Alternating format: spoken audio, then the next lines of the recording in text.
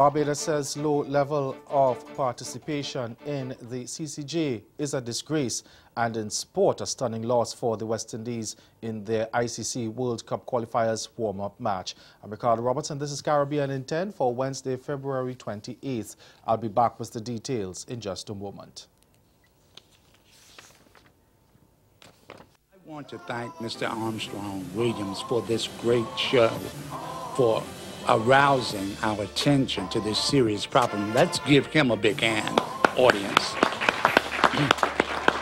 And I really have a comment to make. I just want to encourage everybody here to do something to help the homeless, because I volunteer at a soup kitchen to 4th Street.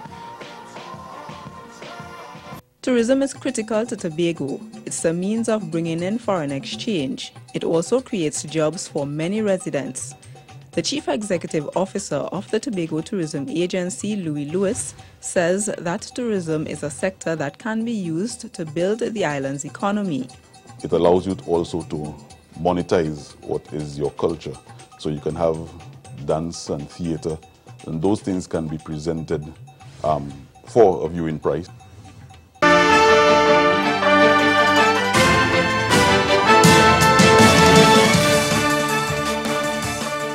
Barbados' Prime Minister has expressed disappointment that only 4 CARICOM countries have joined the appellate jurisdiction of the Caribbean Court of Justice.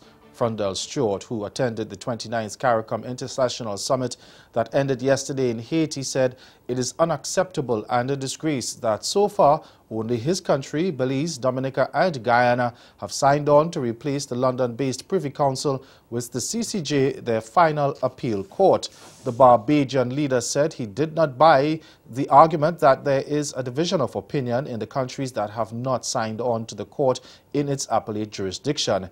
Stewart said, quote, "We've all decided that we want to be independent and we were able to unite the population on those issues. I cannot see why on matters relating to how our disputes are handled and how our grievances are addressed, that we still believe that the former colonial master is better than people here in the Caribbean," end quote. Most CARICOM countries are signatories to the original jurisdiction of the Trinidad-based CCJ that also functions as an international tribunal that interprets the reversed or revised Treaty of Chaguaramas governing the 15-member regional integration movement. But Stewart said Barbados believes you can't have one foot in and one foot out in terms of the CCJ's jurisdiction. He expressed optimism that the matter would be addressed at the next CARICOM summit in Jamaica in July and more definitive answers taken on what steps member states proposed to correct the situation. A High Court judge has ordered the unconditional release of 8 Caribbean nationals who had been detained by the authorities for illegally entering the Bahamas. Justice Gregory Hilton ordered their release from the Carmichael Road Detention Center, ruling that the detention was unlawful.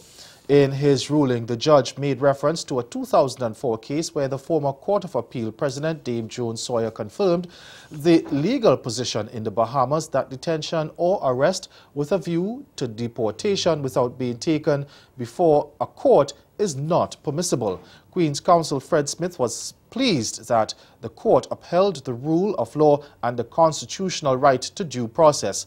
He said the detainees all had legal right to be in the Bahamas. The people who are either married to a Bahamian or who have obtained or have Bahamian children, or who are waiting for work permits or waiting for spousal permits, or some of the other ones who are waiting for certificates of citizenship.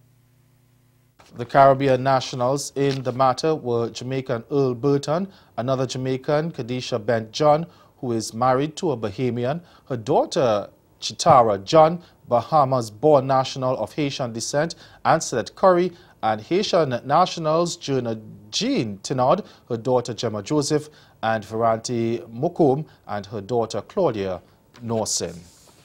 In Bermuda, a trial date has been set for a Supreme Court challenge of a new law that reversed same-sex marriage rights. Chief Justice Ian Qualley will hear the civil case brought by gay Bermudan Rod Ferguson, a 38-year-old singer and stand-up comedian who lives in the United States, on May 21st and 22nd.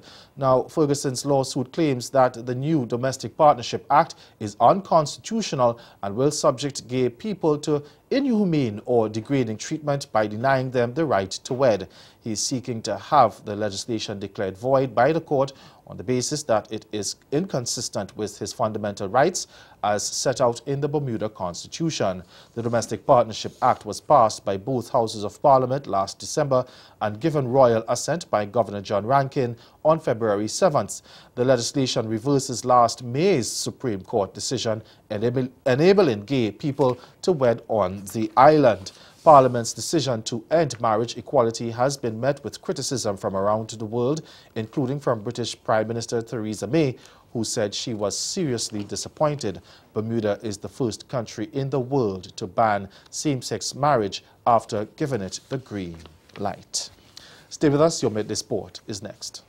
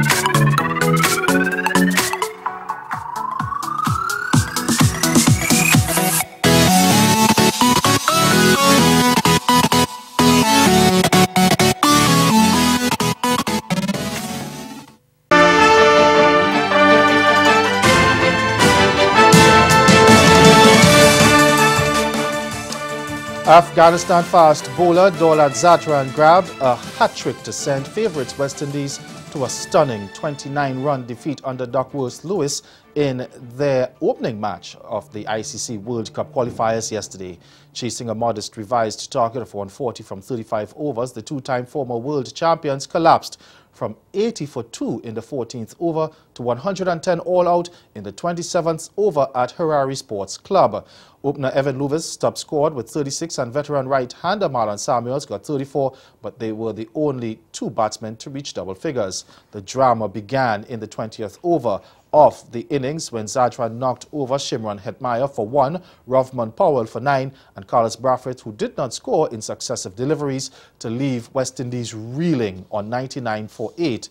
First, Zatran had the left-handed Hetmyer caught at gully by Najibullah Zatran and then removed Powell to a catch at the wicket before trapping Brathwaite LBW. Zatran finished with 4 for 26, while dangerous leg spinner Rashid Khan and left-arm spinner Sharafuddin Ashraf snapped up 2 wickets apiece.